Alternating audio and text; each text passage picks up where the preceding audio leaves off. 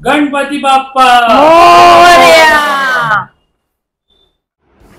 नमस्कार, recipes bye देवी मध्ये आपलं स्वागत आहे। आज आपण करणार आहोत काजू मोदक। यासाठी मी इथे 1 वाटी काजू घेतलेत। 1 वाटी काजू म्हणजे 100 ग्रॅम काजू आहेत। त्याच वाटीने अर्धी वाटी डेअरी व्हाइटनर घेतलंय। तुम्ही मिल्क पावडर ही घेऊ शकता। त्याच वाटीने साधारण 1 वाटी साखर घेतली आहे आणि थोडंसं केशर घेतलंय, कारण आज मला केशर काजू मोदक करायचेत। तुम्हाला हवं असेल तर तुम्ही वेलचीची पावडर पण टाकू शकता। आता या काजूची आपण बारीक पावडर करून घेऊया, पण ती पावडर एकदम भरकन करायची नाही। हळूहळू मिक्सर चालवत हळूहळू पावडर करायची।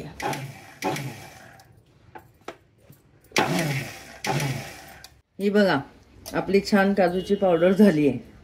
मिक्सरवर पावडर करताना मिक्सर काही सेकंदासाठी चालू बंद असं करत करत पावडर करायची।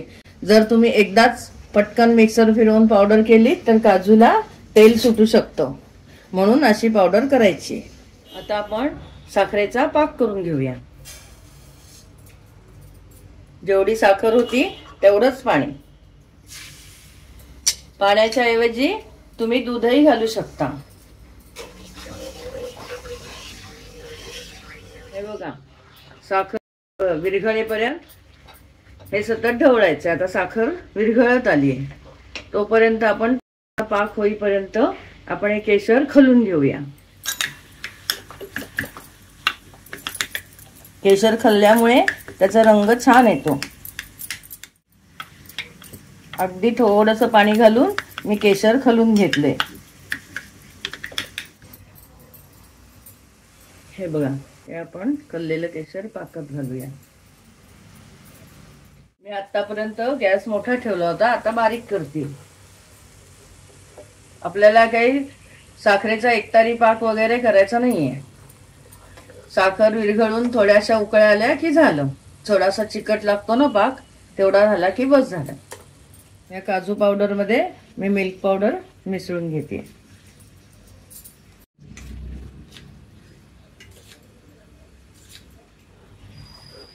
अशी काय कुठली तार वगैरे आली नाहीये, पण पाक साधारण आपल्याला समजतं की चिकट झालाय थोडासा।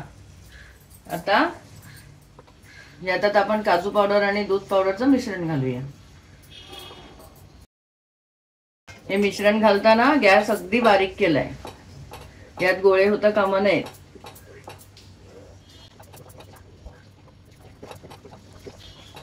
रंग छान दिसतो एकदम। तर रंग आहे ना, तुम्हाला जर रंग हवा असेल तर तुम्ही थोडासा लेमन येलो कलर पण घालू शकता, पण मी इथे फक्त केशरच घातलंय, त्याचाच रंग छान आलाय। मला वाटतं दुसऱ्या रंगाची गरजच नाही, केशराचा रंग इतका सुंदर दिसतोय। आता हे मिश्रण आपल्याला सतत ढवळत राहायचंय, नाहीतर ते खाली लागू शकतं। आणि तुमच्याकडे तुम्ही जर का निर्लेपचं काही वापरलं नाही, तसा फ्राय पॅन वगैरे, तर जाड बुडाची कढई घ्या। गॅस सध्या मध्यम आहे, कधी मध्यम कधी मंद असं करत करत हे मिश्रण आपल्याला थोडंसं आटवायचंय। म्हणजे थोडं घट्ट करायचंय। यात आपण 1 टेबलस्पून तूप घालूया। तुम्ही घट्ट तूप घेतलं तर 1 टीस्पूनच घ्या, आणि जर पातळ तूप असेल तर 1 टेबलस्पून घ्या।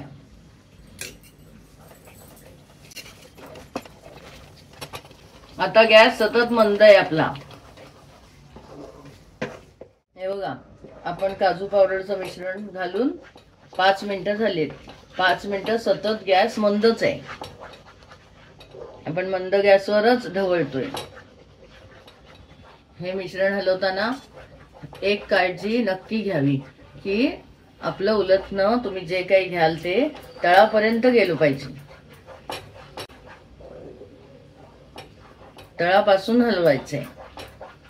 बघा, आता साधारणपणे तळापासून हे मिश्रण सुटायला लागलंय, तर आपण याचं बारीकच गॅस आहे आपला। आपण थोडंसं गोळी बनते का मिश्रणाची ते बघूया। तोपर्यंत मी गॅस बंद करते। गॅस बंद केल्यावरही आपल्याला मिश्रण मधून मधून ढवळायचंच आहे। आता हे मिश्रण थंड झालंय, याचा गोळा बनतो का बघू। बघ थोडंसं चिकट आहे अजून, आहे ना, एकदम गोळा नाही बनत. अजून एखादा मिनिट आपण पुन्हा ठेवूया गॅसवर. आता आपण पुन्हा गॅस लावलाय. आता परत ढवळत ढवळत हे मिश्रण आपण घट्ट होऊ देऊया.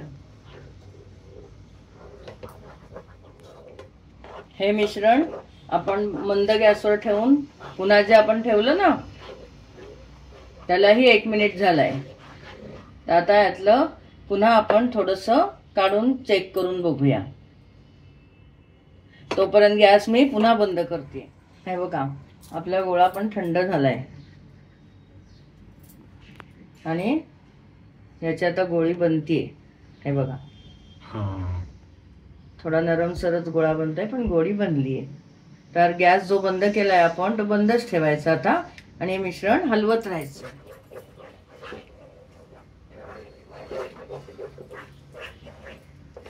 मी अशा पद्धतीचा मोदकाचा साचा वापरणार आहे.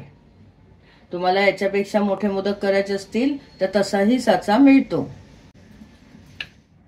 आता आपलं मिश्रण थंड होतंय तोपर्यंत मी याला तुपाचा हात लावून घेते आणि मिश्रण अधूनमधून आपल्याला ढवळतच राहायचंय. हे आपल्याला कधीपर्यंत ढवळत राहायचंय? याचा साधारण गोळा होईपर्यंत, म्हणजे आपल्याला मोदकाच्या साच्यात घालून मोदक करायचेत ना, त्यासाठी मिश्रण साधारण घट्ट व्हायला पाहिजे तोपर्यंत ढवळत राहायचं. हे बघा आपला छान गोळा झालाय. आता हा मी बटर पेपरवर काढते. आता आपल्याला बटर पेपर सकट हात मळून घ्यायचा.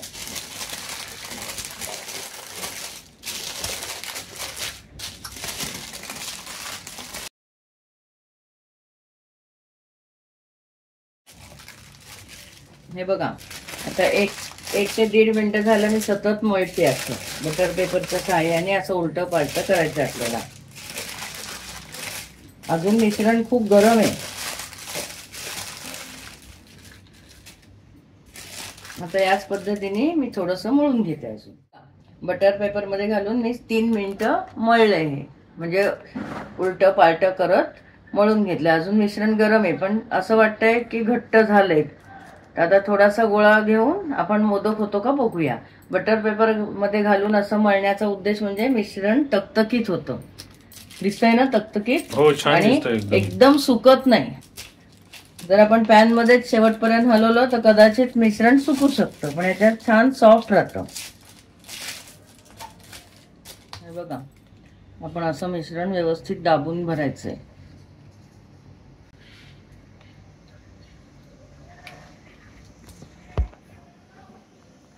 आता हे आपलं दाबून भरून झालंय. आता हे वरचं आपण असं काढून टाकायचं. तुम्ही सुरीच्या साहाय्याने अशी सुरी फिरवून काढलं तरी चालेल, आहे ना. अरे वा एकदम छान झाले. आता याच्यात सुद्धा ना जे असं येतं ना साईडला त्याचं दाबून टाकायचं किंवा काढून टाकायचं.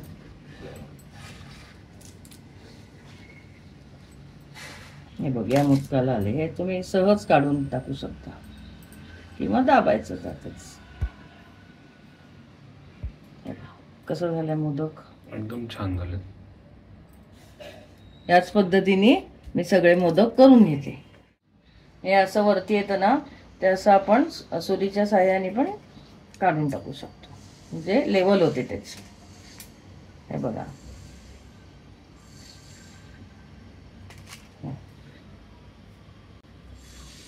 वा मस्त एकदम. गणपती बाप्पा मोरया. आपले काजूचे मोदक तयार आहेत. आपण घेतलेल्या प्रमाणात दाखवलेल्या आकाराचे 40 मोदक होतात. करून बघा, अभिप्राय कळवा आणि चॅनल सबस्क्राईब करायला विसरू नका.